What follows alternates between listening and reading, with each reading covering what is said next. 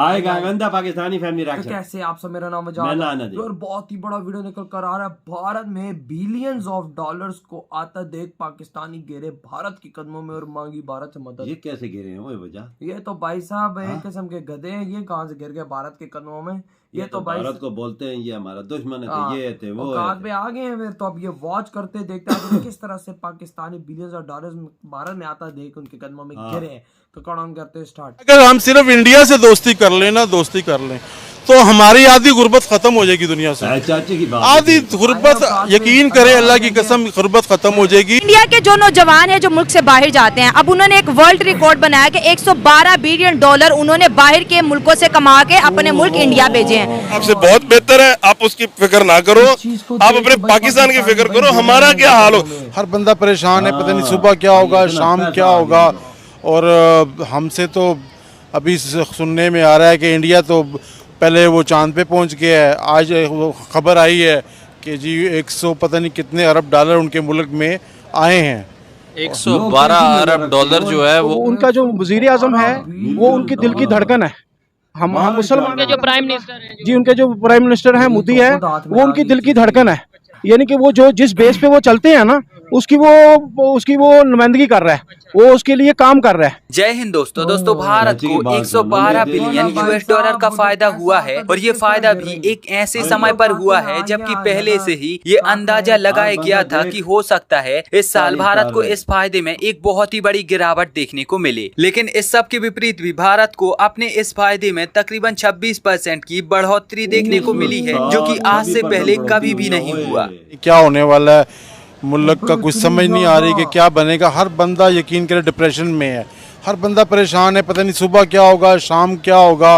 और हमसे तो अभी सुनने में आ रहा है कि इंडिया तो पहले वो चांद पे पहुंच गया है। आज वो खबर आई है कि जी 100 पता नहीं कितने अरब डॉलर उनके मुल्क में आए हैं। 112 अरब डॉलर जो है वो NRIs ने जो है, जो बाहर इंडियंस रहते हैं, उन्होंने रेमिटेंस के तौर पे भारत में भेजे हैं। दुनिया का पहला मुल्क बन गया जिसको सबसे ज्यादा रेमिटेंस आई है।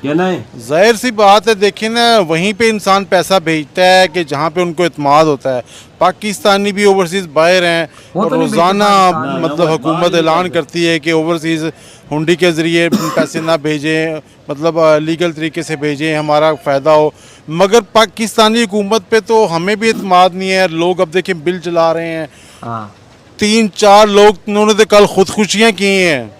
माओ ने खुदकुशी कर ली है कि बच्चों के मैं पालूंगी या कि मैं बिल दूंगी, उसने जहर की गोलियां खा ली हैं। ठीक है, अब इस मुल्क के इतने हालात हैं कि सिविल नाफरमानी की तरफ ये जा रहा है, तो इस मुल्क में तो कोई पागल तो नहीं कि पैसा भेजेगा। जो भेजता भी होगा वो भी कहता होगा कि यार इधर ही रोक लूँ, ये भी मेरा पैसा कहीं गलत ही जगह ना चला जाए।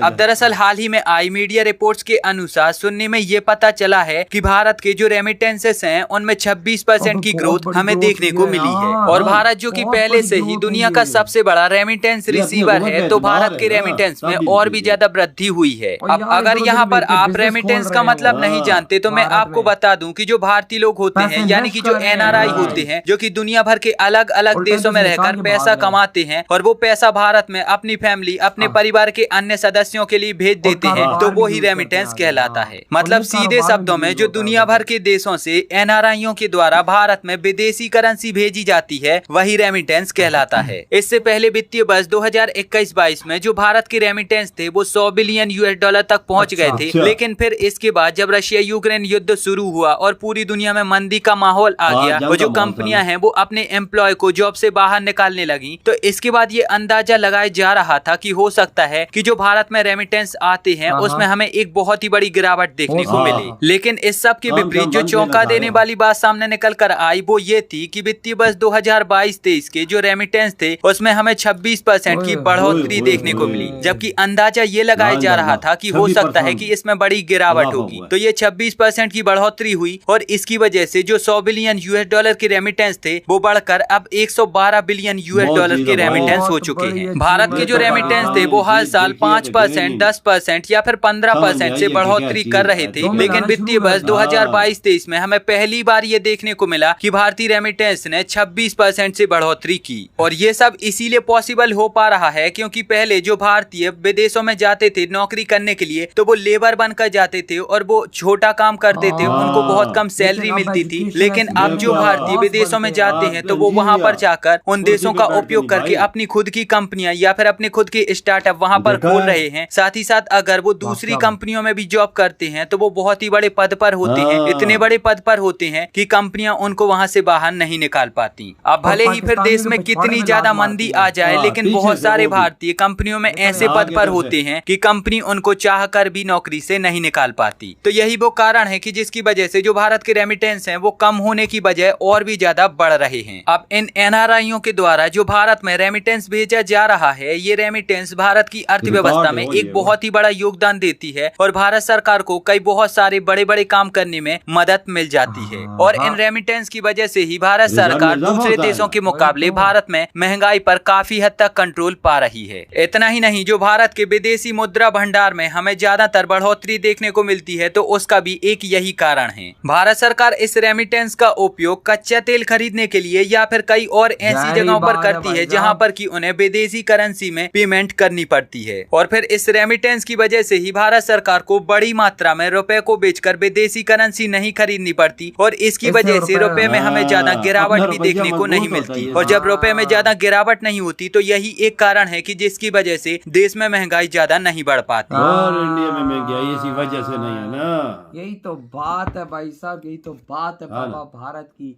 आज भारत क्यों तरक्की करे इन चीजों की वजह से करे। और भाई जब पाकिस्तानियों ने देखा कि रातों रात वहां पर बिलियंस ऑफ डॉलर्स की बारिश हो रही है तो इन्होंने दुम मिलाना शुरू कर दिया। आगे नौकात पे अपनी। उस टाइम तो बड़ा कहते थे हम भाई हिंदुओं के दुश्मन है, हाँ हिंदुस्तान हमारा दुश्मन है, पाकिस्तान पे हिंदुस्तान कब्जा कर लेगा, वहां पर जाके हमें भाई साहब गजवा हिंद लड़नी चाहिए, ये करना चाहिए। आगे औकात पे इतनी जल्दी तुम्हारी औकातें गिर गई हैं, अभी दुम मिला रहे हो वहां पे उनके पीछे पीछे के हैं। भारत से हमें दोस्ती कर लेनी चाहिए। इन्हें डॉलर नजर आए, इन्हें डॉलर नहीं, ये प्लेट बिरयानी भी बिक जाते हैं तो भाई साहब वो उधर 112 बिलियन डॉलर की बारिश हुई है, दो मिलाना शुरू किया। 2-3 बिलियन डॉलर अगर हमें दे दें, क्या चाचा क्या कहता है, भारत से अगर हमारी दोस्ती हो जाए तो भाई आधे पाकिस्तान ठीक हो जाएगा। तो गधे के बच्चे इधर हम लोग 3-4 साल से बैठ के क्या बोल रहे हैं, करो दोस्ती, करो ना। कब करोगे बातें तुम लोग हवा में कर रहे हो। जब पानी तो हमारे सार से गुजर चुका भाई ना, जब उनके पास पैसा आता हुआ हम लोग देखते तो भाई हमारे मुंह से लाले टपकती हैं और भाई हम दो मिलाते यूं वजह खुदाबंदी बात की जाए ना, एक बात की जाए, अगर तलकात इंडिया से हमारे अच्छे होते ये नौबत ही ना आती। लेकिन भाई साहब वही बात है ना कि कश्मीर बनेगा तो पाकिस्तान, तो ये नारे मारे तो फिर सारी चीजें आपको अच्छे से पता है क्या सिस्टम है तो क्या सिस्टम नहीं है। वही ना। और लोगों को भी आप भाई साहब अक्ल आई है, वहां पे देखा ना पैसा आते हुए, तो इनको भी अक्ल आई है भाई बना हुआ क्या है भारत में यार। तो 4 चांद मोदी ने लगे, वो चाचा नहीं बोल रहा है, मोदी इंडिया लोगों की धड़कन है। वही वो देखो ना, अब दो मिला रहे हैं ना सारे।